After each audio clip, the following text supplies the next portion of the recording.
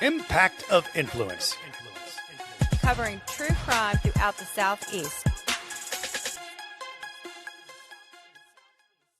We're looking at behavior in the crime scene that tells us what type of person may have done this. And by doing what type of person may have done this, we begin to looking at, okay, now give me your suspect list and say, who does this sound like?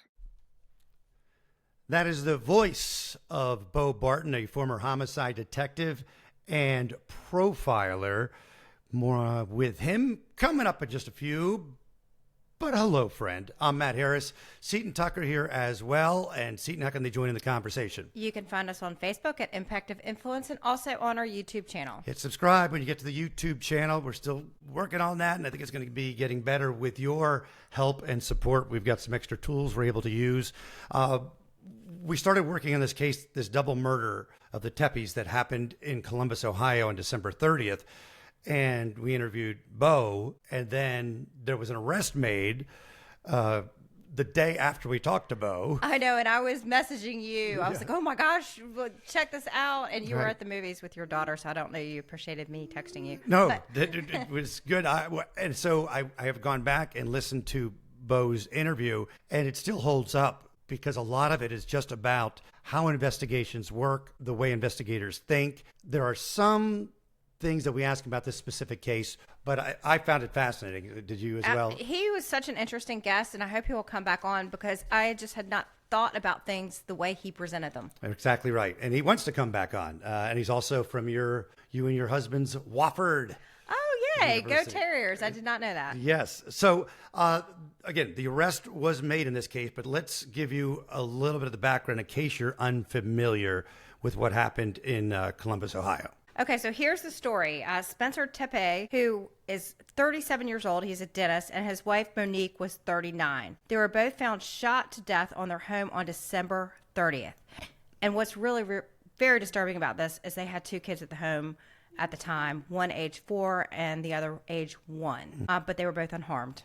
They also had a dog. Which added to, okay, how did this all go down? So here's the timeline of that morning. The first 911 call was 8:58 a.m. from Dr. Mark Valros, the owner of Athens Dental Depot, where Spencer Tepe was a dentist. He called from his vacation in Florida, saying employees told him Spencer hadn't shown up for work. And he said, quote, I don't know what else to say this or how else to say this, but we are very, very concerned. This is very out of character for him. We can't get in touch with his wife, which is probably the more concerning thing. 9:22 a.m. and also arrives at that home to perform the check. No one answers the door and they leave. We've since found out that the officer went to the wrong house. Oh my goodness. And the children were in the home. Yes. 30 minutes later, Spencer's colleagues and a friend arrive at the home, but they also did not get a response. A man at the scene calls 911 at 9:56 a.m., saying he hears children inside. So 2 minutes later comes a third 911 call, and this time it was a call from a colleague who says that they've been unable to reach Spencer for 3 hours. At 10:30 a.m., a friend calls 911 and is audibly distressed. It's 10:03. Oh, okay. Start that whole No, part just you again. can say around 10:03. Okay. Around 10:03 a.m., a friend calls 911 and is audibly distressed and says there's a body, he reports. The friend does not specify whether he is inside or outside of the house. Now, Columbus police officers are dispatched to the home at 10:04 a.m. to conduct a wellness check. At 10:11 a.m., medical personnel pronounce both victims deceased. And we know now that 911 call 10:03, indeed, they were inside the house where they saw the bodies. And right away, the police said not murder-suicide. Didn't look like a robbery. Nothing seemed to be missing. Monique still had on her wedding rings. There was 3 9mm shell casings inside the home. And they believe, the investigators did, that the killings happened between 2 a.m. and 5 a.m. And a little bit about the couple and their neighborhood. They had gotten married in that very home, and they were just 1 month away from their 5th wedding anniversary. The neighborhood is kind of an up-and-coming neighborhood, and there were some questions about the safety in that particular neighborhood. There's still some sketchy areas or homes or things like that around there. And then things started coming out, which made people wonder what's going on. Because, it's obviously a very odd murder, double murder. You don't hear about this happening. A couple with 2 kids, successful. He's a dentist. No sign of break-in, no robbery. Yes, no break-in. It just and during the holiday season, the day before New Year's Eve. Some stories started coming out. April 15th, at 2:45 a.m., there was a 911 call where a woman was saying that her boyfriend was beating her up or just things like that.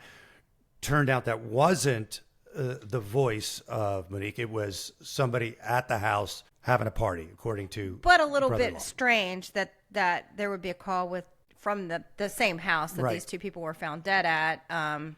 It's something you at had to, at 2:45 a.m. I believe it was a weeknight. So that's a little unusual right there. and you'll hear in the interview with Bo about how you have to investigate that. You have to investigate everything. So they don't say, hey, you were just laser focused on somebody. Also on December 19th, a 911 call from a house, which is about a 3-minute walk from the Tepe house, and someone banging on the door loudly, trying to break in, but then it just stopped. And then we also heard near the end of that last week that there were police activity at the relatives' houses. Yeah, which, I mean, I think that could make sense that if they don't know, at that time where they suspected someone, that they would just want to keep family members safe. And so then Saturday, there is the arrest. And we had heard this rumor when we were talking to people in Columbus last week, and it just didn't make sense. And it will not make sense when you hear it, guys. The alleged murderer, Michael David McKee, 39, doctor from Chicago, also Monique's ex-husband, was arrested in connection with couple's murder. People close to the case say it wasn't exactly a surprise. The very next day after the arrest, friends and extended family got together. One relative spoke out anonymously to the Daily Mail and said that nobody was shocked, that they knew this guy, there was something there, but they also said they hadn't heard anything in a while about him contacting Spencer and Monique. So it becomes really strange. They divorced back in May of 2017. So it's been a while. So when we heard this, we're like, that's almost 10 years ago. And they weren't married for very long, were they? No, not married long at all, like 18 months or something. And one of the ways they got him was the car. Yeah, so McKee was linked to the crime through his car, which was seen 325 miles from the home and near the murder scene on December 30th, the night of the killings. According to documents obtained by People magazine, McKee's car arrived just prior to the homicides and left shortly after. Detectives noted in the court documents, adding that the vehicle was later found near his workplace in Rockford, Illinois. He went to medical school at Ohio State, had medical licenses in Illinois and California, bounced around a couple different states, including Virginia, where he and Monique used to live.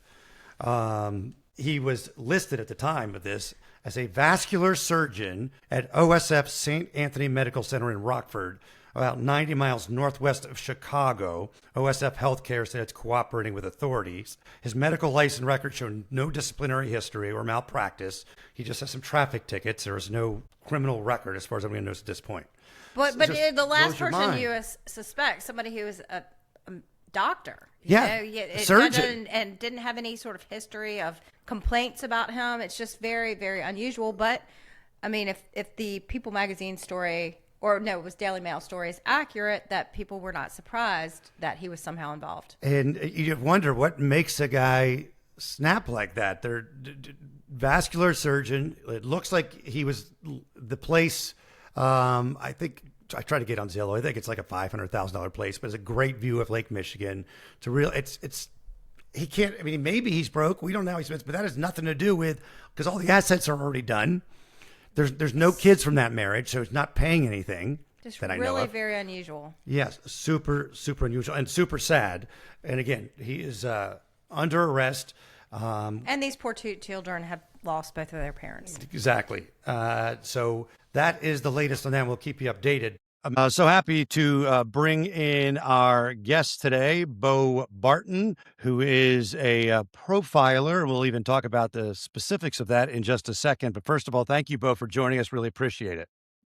The first thing we want to do is go a little bit over your resume. We talked yesterday, Seton. He's so fascinating. But take me through your law enforcement career and then how you got to be a profiler. I was employed by SLED, which is the state police here in South Carolina, and I was there for 30 years, and I retired in 2017, and I was a lieutenant in the behavioral science unit, which was the 3 profilers that we had here in South Carolina. So in my career, I had a lot of different hats that I wore. I started off on the Bloodhound tracking team, and then went into narcotics and was undercover narcotics for quite a while, and then started working drug-related homicides, and that's where I really got into the homicide part of my career. And throughout my career, I eventually got asked if I would be interested in going through the training to become a criminal profiler, and did go through that training, which lasted about 3 years, and I was a board-certified criminal profiler with the ICIF, which is the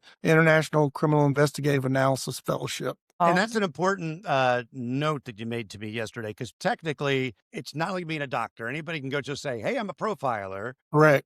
And I believe at the time that you went through the program, there were something like 108. 108 about the board certified in the world. In the world, yes. And it's a do you very have to intense apply program. for this program? Because I really feel like this would be something I'd be really interested in. Can anyone do it, or you have to be recommended for it? No, you have to have a sponsor, and you have to be an active law enforcement officer. It's only training involving actual officers that are currently employed by a accredited law enforcement agency. And you have to have a sponsor that is actually in the state or local community where you are being trained, because they have to have a daily supervision of what you're doing and how you're being trained, and to make sure that that process is going about in a proper manner. And you go through these academic portion, that's the biggest part of your training. And you're working cases throughout this entire process while you're going through these academic courses, statement analysis and forensic pathology and crime scene analysis and everything that you can think of that would involve a homicide investigation.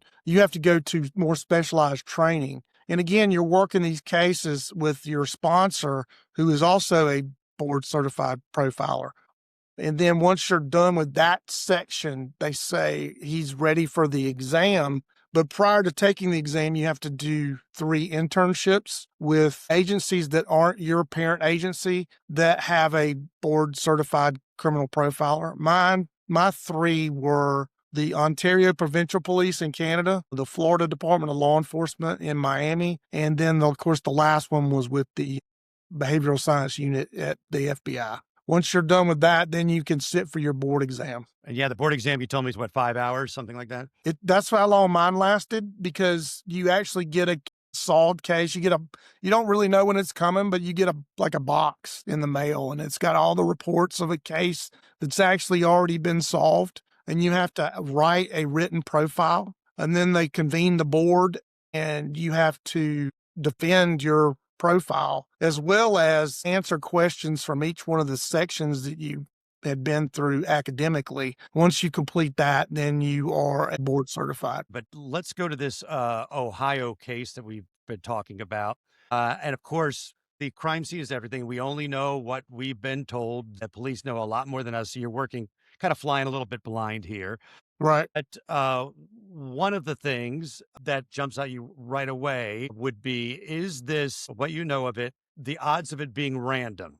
What are the chances of that? Well, I like to say that there are no random murders. There is a motive and a purpose. Now, it may not be apparent and it may not jump out at you, but the fact that these things don't just happen randomly. I mean, there are times when there are people that commit these acts that don't seem like they're related to the victims, but in their, whether it be their mind, there's a reasoning and a purpose for what they're doing, whether it be related to the victims or related to maybe their own issues. They're so rare that it's just random. It's not. Now, but do you think in this case that maybe whoever perpetrated these killings knew the victims in any way? Well, I think that to that regard, Seton, is that we're kind of putting the cart before the horse. Okay. You know, we talked yesterday, Matt and I talked about this at length, that the first thing I would do if I was asked to work on this investigation would be of victimology. And that would be the key, because even if there isn't a relationship or connection between the victim and the offender, the victims in this case and the offender, I think that you would have to do it anyway. Because if you do bring an offender and you charge them and you bring them to trial, the first thing they're going to ask is, who did you look at? So Right. you need to work this methodically anyway. And it's the way to make sure you stay on track. Can you explain what a victimology is? Because I'm not familiar with that term. What is that? Victimology is a study of the victims.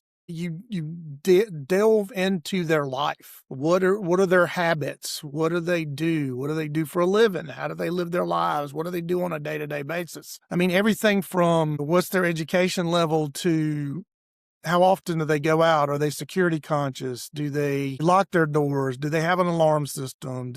Everything you can think about. Do they have a criminal history? I mean, there's so many things that you have to assess their risk of becoming a victim of a violent crime. It's called a risk assessment, which is part of the victimology. So are they a high-risk victim, which would be, for an example, would be a sex worker that works on the street? They would be a high-risk victim because they come into contact, based on their profession, they come into contact with the criminal element, okay? Or like a known drug user or something like that. That would be a high-risk, IV drug user, specifically IV, because again, it's a little more than just your normal, it's not just a pot smoker or somebody like that. I mean, a little more down the road in regards to their, say, drug use, if you will. I think that more importantly, you need to assess that risk. And Now, the risk, you said, I've just interrupted because you told me, I think there's three main parts of that, right? right. Of the risk level. Tell us what those three are.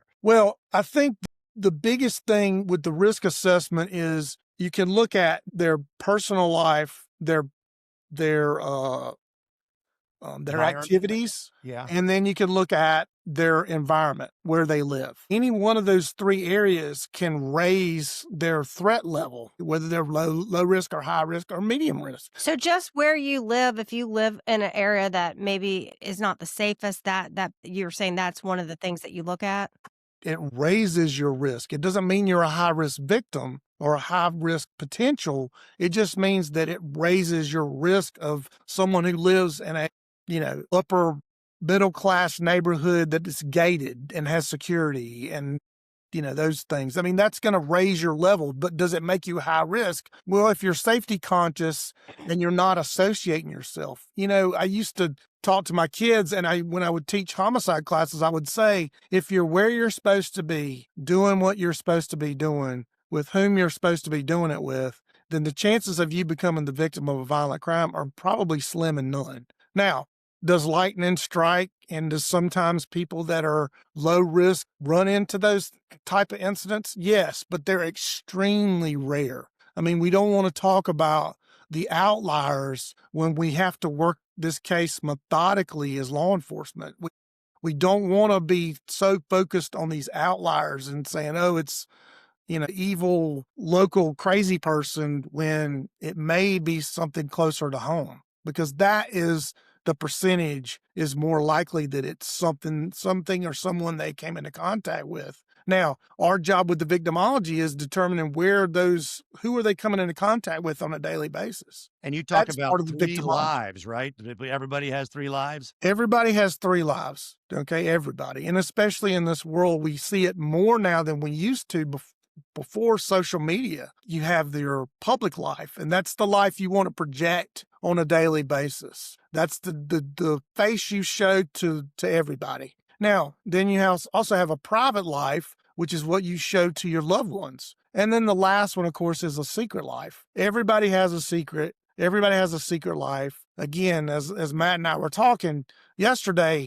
Matt may tell me what his secret life is, and I go, my God, that's your secret? And I may perceive it as being absolutely nothing, but he doesn't want the world to know that part of his life. And we will sometimes go to great lengths to ensure that we don't. And what gets you killed is your secret life, not your public or your private life. Well, that scares me. That made me think about bad things. I was like, I don't want to think about Matt's secret life. Too much of it. Too much of it. Yeah. So the one of the things we talked about, so you got the victimology and whatnot, is I asked you about one of the important things would be getting their phones, getting their bank records, and that sort of thing, and how difficult and That quickly is. that might happen. It's very difficult. I mean, again, we see what we call TV crime, and, everything gets wrapped up into a nice bow and within even if it's on Netflix, I mean, 8 episodes, which that sounds great. It's 8 hours. Do you think we can solve a case in 8 hours? Sometimes we can,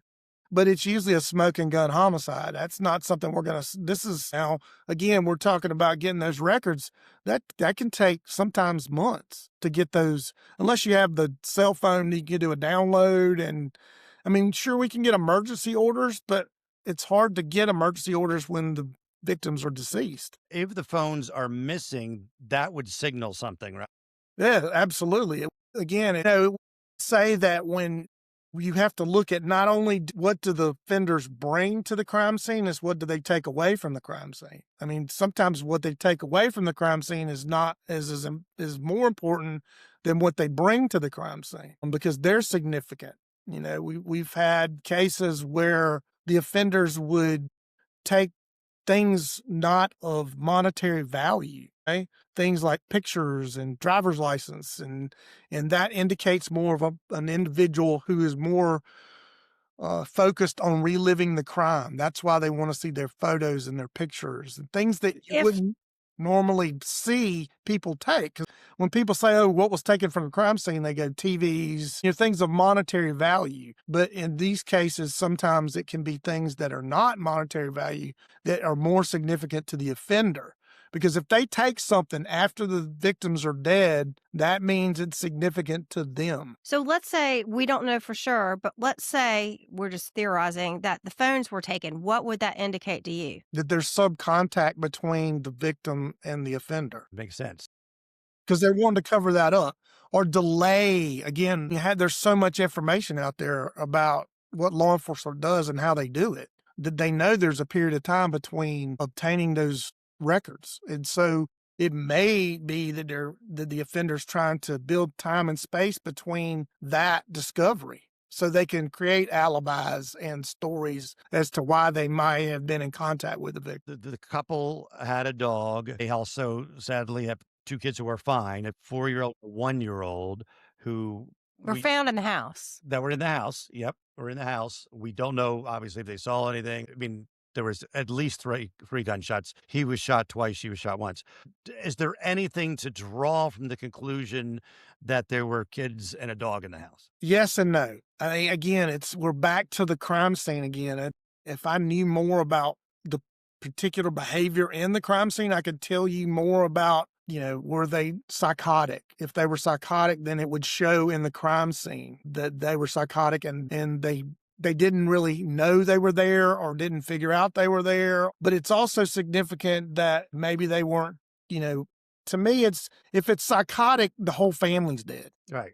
Yeah, like what would be an example of something you would see in a crime scene that would say, okay, this was a psychotic person who committed this crime? The FBI used to use a terminology called organized and disorganized offenders. The profilers did. So I kind of took that as when I was working and I said, what can we do? Of course, I'm standing on the shoulders of the men before me. I think that we need to make the profession better when we're in it and when we leave it than it was when we started. So I don't want to say that I came up with this on my own. I came up with it after reading so many of their things that the former guys had done before me, the FBI guys. And so they came up with organized and disorganized, which worked great for so many years. And I think that one of the things that I determined was I started looking at the wounds and the way that the crime was perpetrated.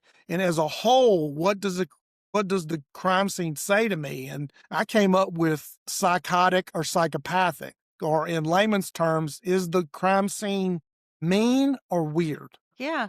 Okay. So if you think about it, and it's not a linear look. It's a circular look. Okay. Again, but a lot of times we think about things on a continuum, whether it's mean on this far end and weird on this far end over here, and it's more linear. But I think we need to look at it in terms of a circle, because if you think about crimes that you've looked at and what y'all have been doing, sometimes a crime scene can be so mean that it becomes weird again. Like it is so off the chart, so horrific that it's actually become weird again. Do you follow Yeah. what I'm saying? Like it's so off the chart mean that it actually swirls back around and becomes into the weird. So you've got this mixed crime scene, if you will. So when I say I would want to see more of what the crime scene itself was like, it would tell me more. Is this because that's what the person's going to be like? The crime scene is the behavior. We're looking at behavior in the crime scene that tells us what type of person may have done this. And by doing what type of person may have done this, we begin to looking at, okay, now give me your suspect list and say, who does this sound like?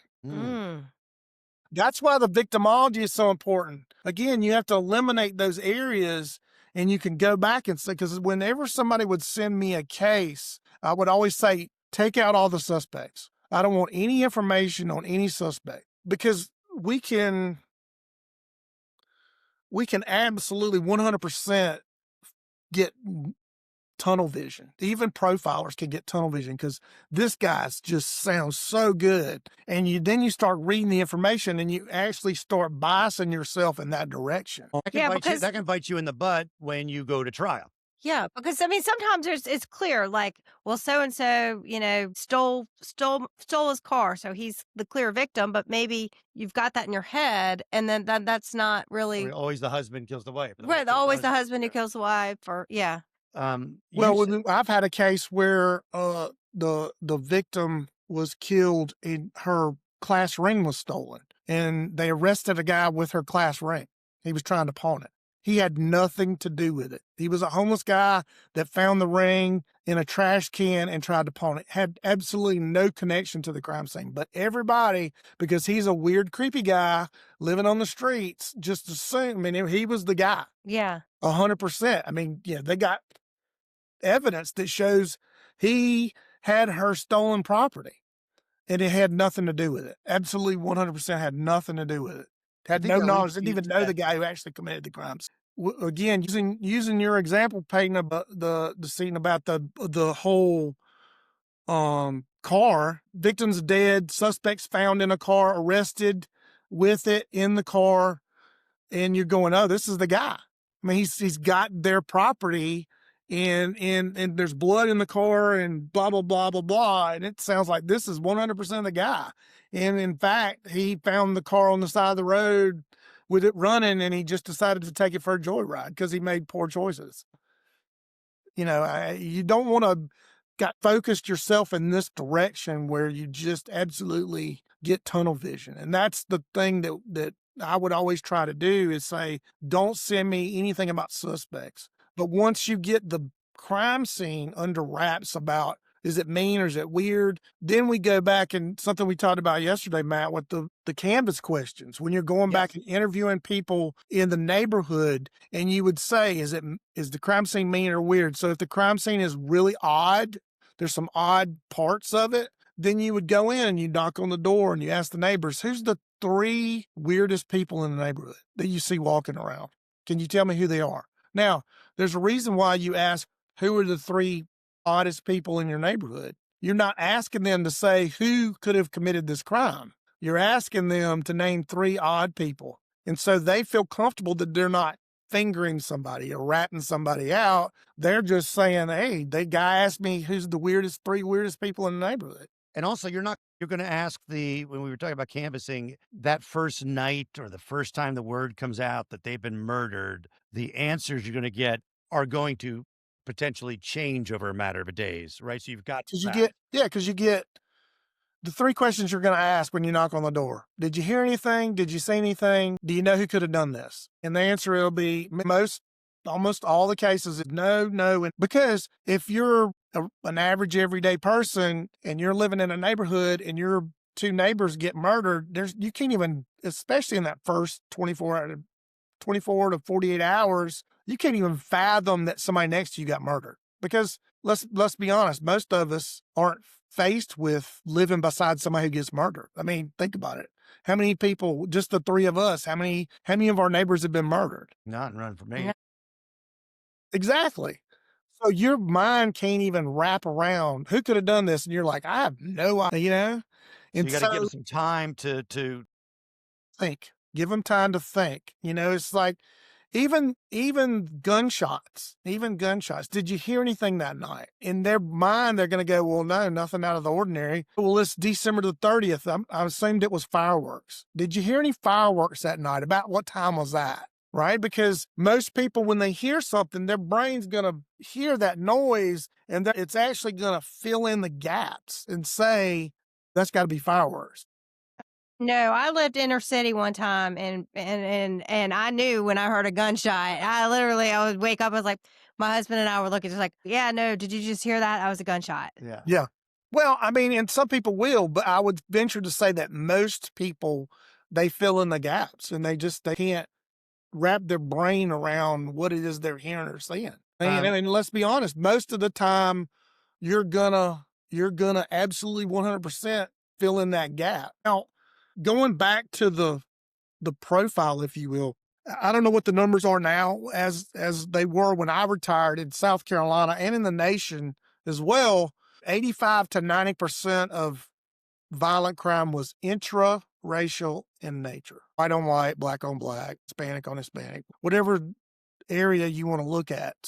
That's going to be significant of the neighborhood and the traffic in the neighborhood, okay? If it's an all-white neighborhood or a predominantly white neighborhood, somebody white walking down the street at night, even if it's weird, they're going to say, did you see anything out of the ordinary? And they're going to go, no. Now, you're in a predominantly white neighborhood and you have African-American walking down the street, they're going to go, yeah, I saw a black guy walking down the street at 3 o'clock in the morning. I mean, that's not a bias. It's just, it's not normal. We don't see that. The problem you have in this neighborhood in Columbus is it's an area of transition. So you've got a block away, 3 blocks away, you've got a significant area in which you have the criminal element. So when you say, did you see anything out of the ordinary? They're going to go, well, where we live, we see everything out of the ordinary. I mean, Right. it's, they're telling what we're going to see from day to day.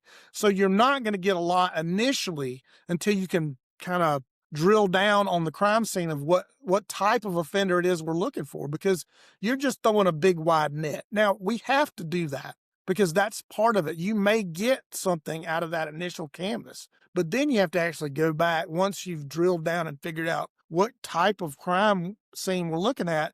Then you go back and ask the more pointed questions like, Because it might not be in that neighborhood unusual to see somebody who was homeless, right, or something like that, or a drug deal or something like that. If that is normal for the neighborhood, then that's not unusual. or a gunshot. I'm not saying it is. I'm not Or a familiar with gunshot in your case, or a gunshot. or a gunshot. Yes, it was not unusual in the neighborhood I lived in to wake up in the middle of the night and hear a gunshot. That wasn't unusual. And would you have, if it's a normal type thing for you, would you have noted what time it was? You would just say, yeah, it was sometime in. I might look at the clock and say, oh, it's 2 a.m. and there's a gunshot. But again, I would hear gunshots several times a week in the middle of the night. Right. So, you become normalized to it. It Yeah. becomes your normal.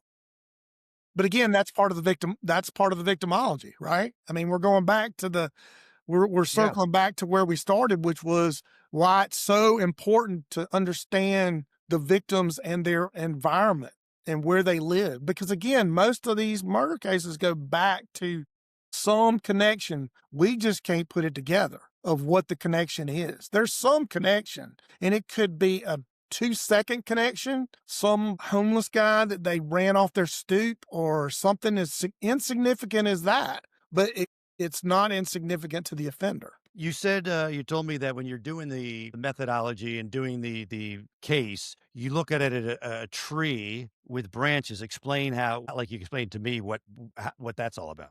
Yeah. And so what you do is if you think about your investigation like a tree, and you want to have a really solid base. So you want to work as much as you can on the front side of crime scene victimology. And victimology would include the environment that they live in. And that way, when you start moving up towards building your suspects, you've got a good solid tree trunk. But then once you start branching off and looking at suspects. If you get tunnel vision and go off on one branch in, say, this direction, the branch starts going away from the base, right? Like a tree. And once you get on that limb and the suspect's cleared, guess what? The case goes cold.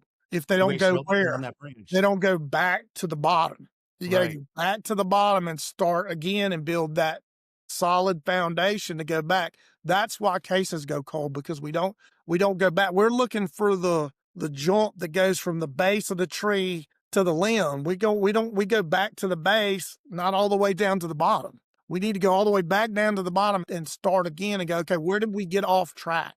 Right. Where did we miss? What are we missing here? You, in this case, would you test the kids for being drugged or something like that? Like to keep them quiet or whatever? I mean, I think that would be a normal thing that most wellness checks would do. I mean, you would do a blood draw to see if the dog. The dog too. Again, I don't know what kind of dog it is. That was the thing. I wouldn't. The Labra, Poodle, or Doodle, or something. One of those. Yeah, that's a pretty significant dog. I mean, that's not a small dog. Right. And most dogs will, in my experience having dogs, most dogs will bark when someone they're not familiar with comes to the door or enters the house. Not that they would attack, but and again, we don't know. These are a lot of just questions out there. We don't know if the dog was barking when someone entered the house. We don't know. We didn't hear it on 911 call apparently, but I don't know. It was, somebody asked a question. What was it? Is there any way, just from what we know, to assume one way or the other that it was premeditated or not premeditated? Again, premeditated is back to, it can be premeditated 1 second before you do it. I mean, if you've decided that's, I would say, based on what little we know, they were killed in and around their bed. Yeah. So to me, that says it's targeted. Because why would you, if it's a break-in and they're in the bed, why are you killing them? Right. I mean, if they're not up and confronting you, every case that I've worked where it was a break-in or a home invasion, the reason why the victim was killed was because they were confronted. They confronted the offender on their way out or during the robbery. And so the offender panics, or they say, well, I got to get out, so I'm going to kill them because they now present a threat to me. But there's no reason other than targeted. There's no reason to kill somebody in the bed because they don't pose a threat to you. Is there anything, again, we only know what we know or whatever, that would lend that it's a paid for hit? No, that would be down the road. I mean, that would be something that you would have to look at. Gotcha. Something I was thinking about this morning was, there's, to me, in my studies, there's 3 motives. As long as from the time we climbed from the primordial ooze and lived in the caves to the time now where we're so technologically advanced, there's 3 motives. And there's money, sex, and personal conflict. That's it. Now, those 3 categories there's a lot of offshoots, A, B, C's, and D's in that, especially personal conflict. But it doesn't appear that it's a money based on what we know. And again, we don't know enough about the crime scene to know that if there was any sexual element to it, but it doesn't appear as that. So, I mean, to me, we're back to the third, which is personal conflict. Again, I don't want to, because we don't know enough, I don't want to go so far as to say it's a significant personal conflict. It's significant to the offender, but the victims may have never known that they offended somebody or had a conflict with somebody. Because if it's, say, a homeless person with a mental issue that has offended them by running them off or anything like that, they may think that's the victims may think, well, they just had a normal run-in with somebody sleeping on their stoop, but the offender in their own way is absolutely, I got to kill these people because it's a conflict. Again, that's just a possibility. And if someone owes someone, let's say somebody owes somebody money, and this guy's a dentist, you're probably not going to kill them, I would assume, because you want your money. You ain't getting your money. If you kill them, you ain't getting your money. Working the drug-related homicides that I did, there does become a point at which you kill them to send a message to other people that owe you money that if you don't pay me, you're going to get it. But the message, if someone's sending a message It's very clear what the message is. Everybody's talking about it. So when you send your informants out on the street as law enforcement and say, what's the street saying? Then they would mention something that, oh, well, they owe JoJo money and JoJo got them. Because again, you don't get anything out of the message if nobody understands what the message is. True. Well, let's talk about this. There was another 911 call Yeah. which happened. What was the proximity of that? There was another 911 call placed from the home. Oh, yeah. There was one that was, I think it was, I'm going to get it, April 15th, 2:45 Yeah, a.m. the woman that Yeah, called the woman, about. and said there was somebody dropping her up, and now they're saying the brother of the victim said that's not her voice. That's somebody that was visiting. Yeah, that they entertained. But to me, that says more about, we're getting back, I hate to keep saying this, we're back to victimology, the type of people they may have surrounded themselves with. Because it was a Tuesday night, and what was the time of 2:45 a.m. on a Tuesday night? Just that seems just Sketchy? very strange, Sketchy? considering they had young children. It's a Tuesday night. I mean, I don't know what was exactly happening in this call, but it seems weird to me. Sketchy. Yeah, sketchy, extremely sketchy. But again, we're back to that's something you're going to have to clear up as law enforcement, no matter what. If it's not completely 100% not related, you don't think a defense attorney's not going to bring that up?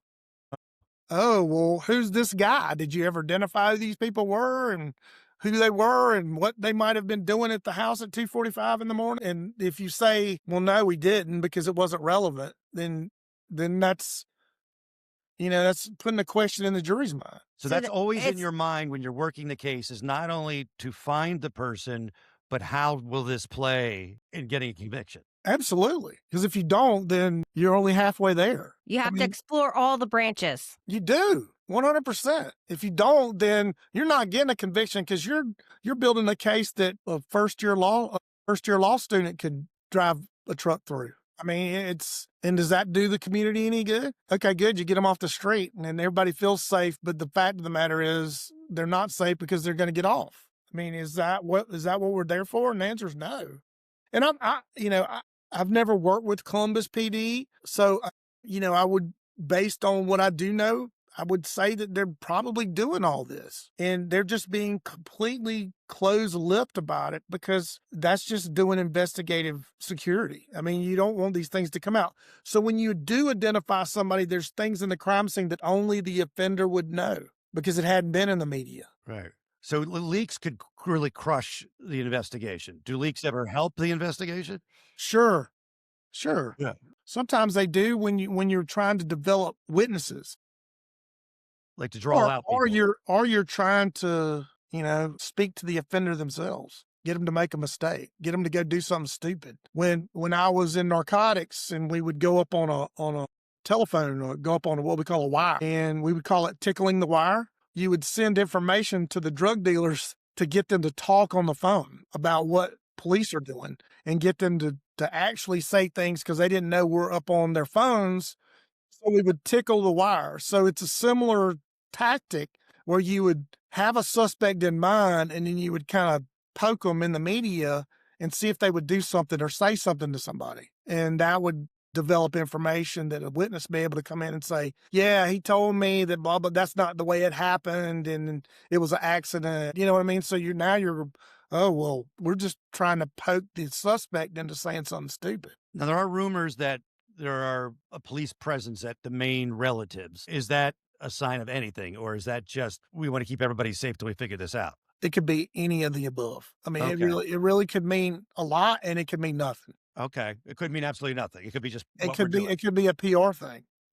I mean, we live in a safe city, and we want to make sure that all of our citizens are safe. And this family has come through a terrible tragedy, and we want to make sure that they're safe, that nothing else occurs to them. So, without knowing anything about the crime scene, we can't really say for sure in which direction, but it could be multiple reasons why they're doing that. And the little bit we know, but years and years of experience, would you bet that this is going to be a solved crime? Always when I was training profilers and training other detectives, I would always say, never make a promise that you can't keep. And because most police officers, they get into this profession for the right reasons. You know, they want to do better. They want to help people. They want to be the knight in shining armor, you know, riding the white stallion and come in and help people. Right. And so sometimes we say things because we want to help them feel better at the moment, but it doesn't help. So therefore you say things like, I can promise you I'm not going to arrest until we arrest these people, or we're going to catch the person who did this. You can't make those promises because God knows what you know, there's so many reasons why you wouldn't be able to solve it. Right. You know, that you don't want to make those statements. And so the same thing was, do I think it's solvable? Yes. Do I think they're going to solve it? I don't know, because there's so many variables that go into this. I mean, we're talking about multiple victims.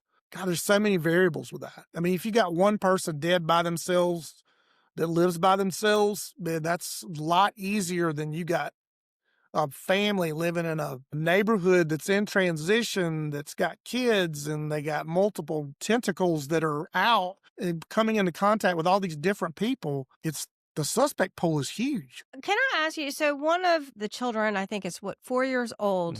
Mm-hmm. As former law enforcement, what do you do with a potential witness who is of this age? Obviously, the 1-year-old, I don't think, you can't interview a 1-year-old, but a 4-year-old, can you get information from a 4-year-old? So I think it would be limited.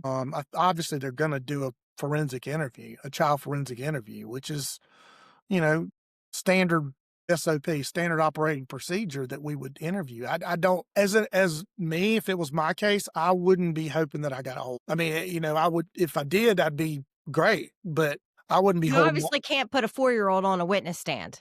Yeah, you're not going to put it for it. It can help you down a certain direction of monsters that came in black coat. I mean, you may get something like that out of it, but I mean, something specific, I wouldn't think you're going to get a whole lot. But you're going to look like, I know it's on movies and TVs, they just go, oh, there's a camera at that convenience store. That's going to see something. That's not quite that easy to string together all ring cams and surveillance video. I assume that's going to take time. But see, to me, all that's great. That's great stuff. It's DNA. DNA is great. It takes forever to get DNA back. I know our backlog when I was there was 6 months to a year. Wow. Okay. I mean, because there's so many cases involving DNA, and there's just not enough money to hire all the people they need to test all the DNA that they get. And so I think that nothing beats good old fashioned police work, getting out, knocking on doors, talking to people, talking to informants. If the street, one of the things that I used to always do in my cases was I'd say, who's the street crimes guys? Who are the officers that are working street crimes? The armed robberies, the drug cases, all that street crime stuff. I want them going out, getting these informants and getting them on the street and say, what is the street saying about this crime? What is the word on the street about what's going on? These aren't people that are going to talk to the media because they're sketchy people, and they're the criminal element. What's the criminal element saying about what happened? And if they're not saying anything, in other words, the street's going, man, I don't know. It ain't got nothing to do with us. We didn't have anything to do with it. It's not coming from the street. Da da da da da da. Nobody knows or is even saying anything. Then you got to go back inside the house because the suspect didn't come from the outside. It came from the inside. Somebody that they knew versus some street person or somebody with a criminal tie, because the streets are significant, but we don't necessarily always beat the streets. We wait for the streets to come to us. We used to call it, one of the things that I used to do is I used to call it, we're going to have no drug Tuesday. And we're going to go out with the street crimes guy, and we're going to go to the biggest drug neighborhood that's the closest to the crime scene. And we're going to shut down all drug traffic for every Tuesday. And then you're not arresting everybody. You're just sitting out there in patrol cars. And then you're talking to people and you're going, we're going to be out here every day until somebody tells us what happened over there. And they don't want their commerce interrupted. They don't want the commerce interrupted. And as soon as we solve that thing over there, you know where we're going to be. We're going to leave your neighborhood and we're going to go right back to where we started, working all this stuff over here. So if you don't want us coming over here every day, sitting out here, disrupting your commerce, then you better find out what happened. This has been great. it's like, loved it. Yeah, very, very interesting. I know you've been involved in a lot of other cases. I hope that you will come back on and talk to us about some of those, especially the lizard man. Good tease. I know, that's a good tease. Me and Maury Povich. Yeah. But Barton, thanks, man. I really, really appreciate your time. Okay, thank you. Thank you Bo. so much. All right. Loved it. Very interesting with Bo. We're going to have him on again for sure.